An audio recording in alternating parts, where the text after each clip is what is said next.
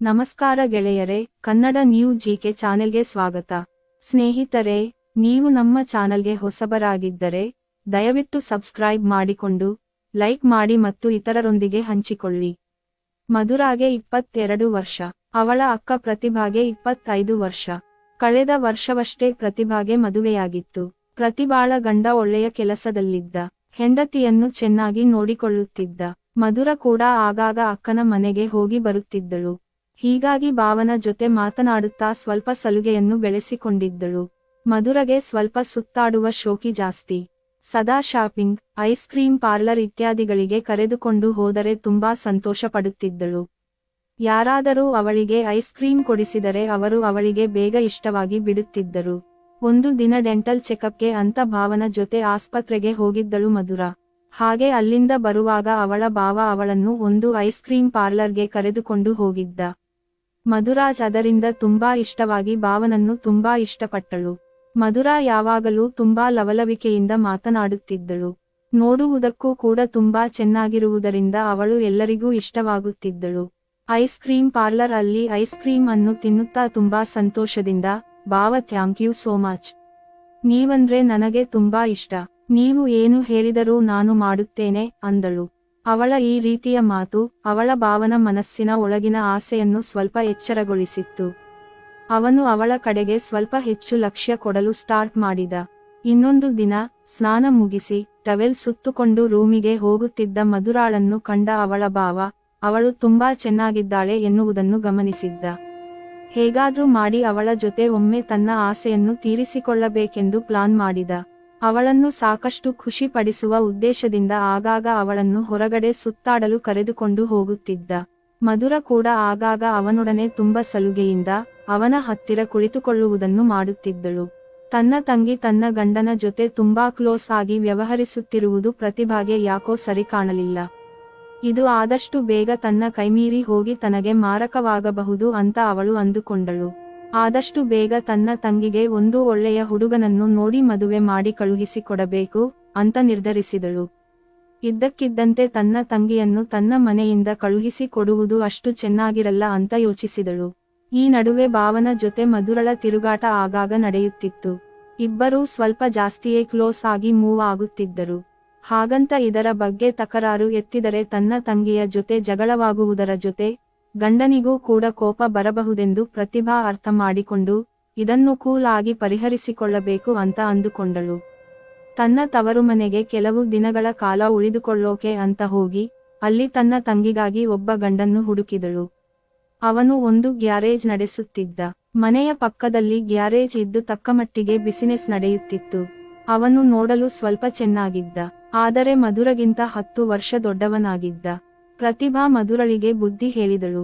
ಅವನು ನೋಡುವುದಕ್ಕೆ ಚೆನ್ನಾಗಿದ್ದಾನೆ, ಅಷ್ಟು ಮಾತ್ರ ಅಲ್ಲ, ಮನೆಯಲ್ಲಿ ಅವನು ಮಾತ್ರ ಇರುತ್ತಾನೆ, ಅತ್ತೆ ಮಾವ ಯಾರೂ ಇರುವುದಿಲ್ಲ. ಹಾಗಾಗಿ ನಿನಗೆ ಮನೆಯಲ್ಲಿ ಅಷ್ಟೊಂದು ರಿಸ್ಟ್ರಿಕ್ಷನ್ ಇರುವುದಿಲ್ಲ, ನೀನು ಚೆನ್ನಾಗಿ ಸಂಸಾರ ಮಾಡಬಹುದು ಅಂತೆಲ್ಲ ಹೇಳಿದಳು. ಮಧುರಾ ಮೊದಲು ಬೇಡ ಅಂದರೂ ಆಮೇಲೆ ಅಕ್ಕನ ಮಾತಿಗೆ ತಲೆಯಾಡಿಸಿ ಮದುವೆಗೆ ಒಪ್ಪಿಕೊಂಡಳು. ಅಂತೂ ಅವರ ಮದುವೆ ನಡೆಯಿತು. ಮಧುರಾಳ ಗಂಡ ಅಶೋಕ್ ತನ್ನ ಗ್ಯಾರೇಜಿನಲ್ಲಿ ಕೆಲಸ ಮಾಡುತ್ತಿದ್ದ. ತನ್ನ ಕೆಲಸದ ಮಧ್ಯದಲ್ಲೂ ಮಧುರಾಳನ್ನು ಚೆನ್ನಾಗಿ ನೋಡಿಕೊಳ್ಳುತ್ತಿದ್ದ. ಆದರೆ ಮಧುರಾಳಿಗೆ ಆಸೆ ಸ್ವಲ್ಪ ಜಾಸ್ತಿ. ತನ್ನನ್ನು ಪ್ರತಿದಿನ ಐಸ್ ಕ್ರೀಂ ಪಾರ್ಲರ್ಗೆ ಕರೆದುಕೊಂಡು ಹೋಗಲು ಗಂಡನನ್ನು ಒತ್ತಾಯಿಸುತ್ತಿದ್ದಳು. ಅದು ಮೊದಮೊದಲು ಅವನಿಗೆ ಕಷ್ಟ ಅಂತ ಅನಿಸಿದರೂ ಆಮೇಲೆ ಅವಳ ಒತ್ತಾಯಕ್ಕೆ ಮಣಿದು ಅವಳ ಜೊತೆ ಹೋಗುತ್ತಿದ್ದ. ಅಶೋಕ್ನ ಮದುವೆಗೆ ಮುಂಚೆಯಿಂದಲೂ ಅವರ ಮನೆಯಲ್ಲಿ ಅವರ ಕೆಲಸಕ್ಕೆ ಸಹಾಯ ಮಾಡುತ್ತಾ ಭಾಸ್ಕರ್ ಅನ್ನುವವನು ಇದ್ದ. ಅವನು ಅಶೋಕನ ದೂರದ ಸಂಬಂಧಿ. ಸದಾಕಾಲ ಅಶೋಕನ ಮನೆಯಲ್ಲಿ ಇರುತ್ತಾರೆ. ಅಶೋಕನಿಗೆ ಗ್ಯಾರೇಜ್ ಕೆಲಸದಲ್ಲಿ ನೆರವಾಗುತ್ತಾನೆ.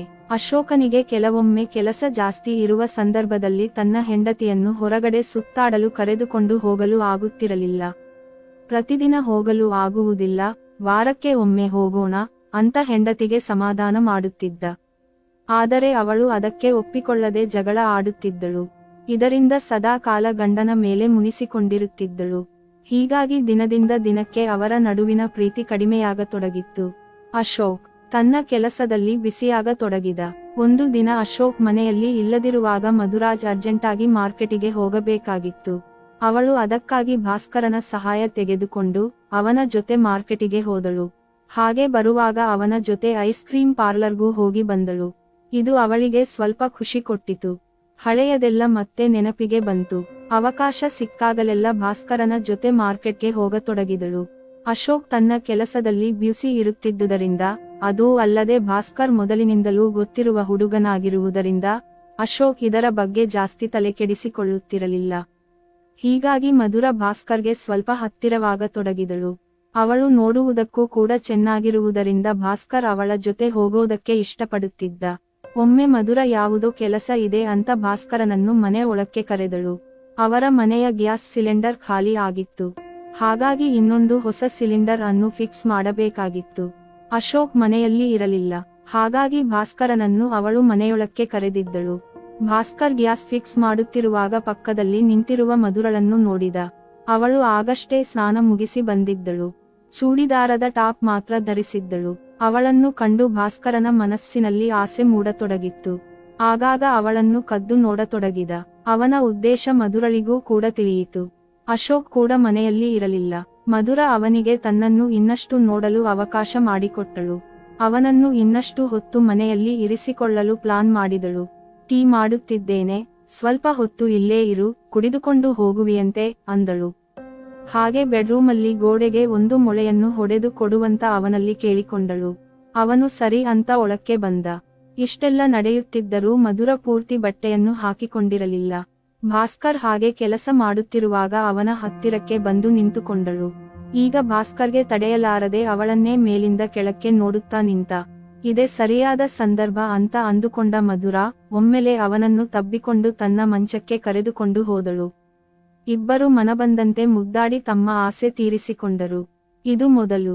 ಇದಾದ ನಂತರ ಅಶೋಕ್ ಮನೆಯಲ್ಲಿ ಇಲ್ಲದಿರುವಾಗ ಅನೇಕ ಸಲ ಭಾಸ್ಕರ್ ಮತ್ತು ಮಧುರ ತಮ್ಮ ಆಸೆಗಳನ್ನು ತೀರಿಸಿಕೊಳ್ಳುತ್ತಿದ್ದರು. ಕೆಲವು ಸಮಯಗಳ ನಂತರ ಮಧುರಗೆ ಒಂದು ಗಂಡು ಮಗು ಹುಟ್ಟಿತು. ಅಶೋಕ್ ಸಂತೋಷದಿಂದಲೇ ಇದ್ದನು. ಒಂದು ದಿನ ಅಶೋಕನ ಚಿಕ್ಕಮ್ಮ ಅಶೋಕನ ಮನೆಯ ಮುಂದೆ ಹಾದು ಹೋಗುವಾಗ ಅಶೋಕನಿಗೆ ಮಾತನಾಡಿಸಲು ಅವನ ಗ್ಯಾರೇಜ್ ಬಳಿ ಬಂದರು. ಅಲ್ಲಿ ಯಾರೂ ಕಾಣಿಸುತ್ತಿರಲಿಲ್ಲ. ಅಶೋಕನ ಮನೆಯ ಕಡೆ ನೋಡಿ ಮಧುರಳನ್ನು ಕರೆದರು. ಆದರೆ ಮಧುರ ಅಲ್ಲಿ ಕಾಣಿಸಲಿಲ್ಲ. ಸ್ವಲ್ಪ ಹೊತ್ತಲ್ಲಿ ಅವರ ಮನೆಯೊಳಗಿಂದ ಭಾಸ್ಕರ್ ಹೊರಕ್ಕೆ ಬರುತ್ತಿದ್ದನು. ಸ್ವಲ್ಪ ಹೊತ್ತಿನ ನಂತರ ಮಧುರ ಕೂಡ ಹೊರಗಡೆ ಬಂದಳು. ಅವರಿಗೆ ಇಲ್ಲಿ ಏನೋ ಸರಿಯಾಗಿ ಇಲ್ಲ ಅಂತ ಅನಿಸಿತು. ಅಲ್ಲಿ ಜಾಸ್ತಿ ಹೊತ್ತು ನಿಲ್ಲದೆ ಮಧುರಳ ಜೊತೆ ಸ್ವಲ್ಪ ಮಾತನಾಡಿ ತಮ್ಮ ಮನೆಗೆ ಹೋದರು. ಆನಂತರ ಅಶೋಕನನ್ನು ಪ್ರತ್ಯೇಕವಾಗಿ ಸಿಕ್ಕಿ ತಾನು ನೋಡಿದುದರ ಬಗ್ಗೆ ಹೇಳಿದರು. ಯಾವುದಕ್ಕೂ ಜಾಗೃತಿಯಾಗಿ ಇರುವುದಕ್ಕೆ ಹೇಳಿದರು. ಅದನ್ನು ಕೇಳಿದ ಅಶೋಕನಿಗೂ ಸ್ವಲ್ಪ ಯೋಚನೆಯಾಯಿತು. ತನ್ನ ಹೆಂಡತಿ ತನಗೆ ಮೋಸ ಮಾಡುತ್ತಿರಬಹುದು ಅಂತ ಅವನಿಗೂ ಅನ್ನಿಸಿತು. ಆ ಹುಟ್ಟಿದ ಮಗು ನನಗೆ ಹುಟ್ಟಿದ್ದೋ ಅಥವಾ ಬೇರೆ ಯಾರದ್ದೋ ಅಂತ ಹೆಂಡತಿಯ ಜೊತೆ ಜಗಳ ಮಾಡುವ ಸಂದರ್ಭದಲ್ಲಿ ಕೇಳಿದನು. ಇದರಿಂದ ಗಂಡ ಹೆಂಡತಿಯರ ನಡುವಿನ ಪ್ರೀತಿ ಇನ್ನಷ್ಟು ದೂರವಾಯಿತು. ಗಂಡ ಹೆಂಡತಿ ಜೊತೆಯಲ್ಲೇ ಇದ್ದರೂ ಕೂಡ ಅನ್ಯೋನ್ಯವಾಗಿ ಬದುಕುತ್ತಿರಲಿಲ್ಲ. ಇನ್ನು ಗಂಡ ತನ್ನ ಮೇಲೆ ಪ್ರೀತಿ ತೋರಿಸೋದನ್ನು ಇನ್ನಷ್ಟು ಕಡಿಮೆ ಮಾಡಿರುವುದರಿಂದ ಮಧುರ ಆಗಾಗ ಭಾಸ್ಕರನ ಜೊತೆ ತನ್ನ ಆಸೆಯನ್ನು ತೀರಿಸಿಕೊಳ್ಳುತ್ತಿದ್ದಳು. ಕೆಲವು ದಿನಗಳಲ್ಲಿ ಅಶೋಕ ಕುಡಿಯಲು ಆರಂಭಿಸಿದ. ತನ್ನ ಸಂಸಾರದ ಕಡೆ ಅಷ್ಟೊಂದು ಗಮನ ಕೊಡುತ್ತಿರಲಿಲ್ಲ.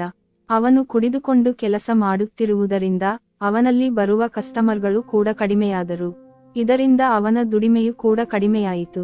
ಕೆಲವು ಸಮಯದಲ್ಲಿ ಅವನು ಕೂಡ ಕಾಯಿಲೆಯಿಂದ ಕೆಲಸ ಮಾಡಲಾಗದೆ ಮನೆಯಲ್ಲಿ ಕುಳಿತ. ಈಗ ಮಧುರಗೆ ಸಂಸಾರ ನಡೆಸುವುದು ಕಷ್ಟವಾಗತೊಡಗಿತು. ತನ್ನ ಮನೆಯನ್ನು ಜೀವನವನ್ನು ಸಾಗಿಸಲು ಕಂಡ ಕಡೆಗಳೆಲ್ಲ ಸಾಲ ಮಾಡತೊಡಗಿದಳು. ಅಶೋಕ್ನನ್ನು ಆಸ್ಪತ್ರೆಗೆ ಸೇರಿಸಲಾಯಿತು. ಅವನ ಆರೋಗ್ಯವನ್ನು ಚೆನ್ನಾಗಿ ನೋಡಿಕೊಳ್ಳದೆ ಇದ್ದುದಕ್ಕೆ ಡಾಕ್ಟರ್ ಅಶೋಕನನ್ನು ಚೆನ್ನಾಗಿ ಬೈದರು. ಮಧುರಗೂ ಕೂಡ ಬೈದರು.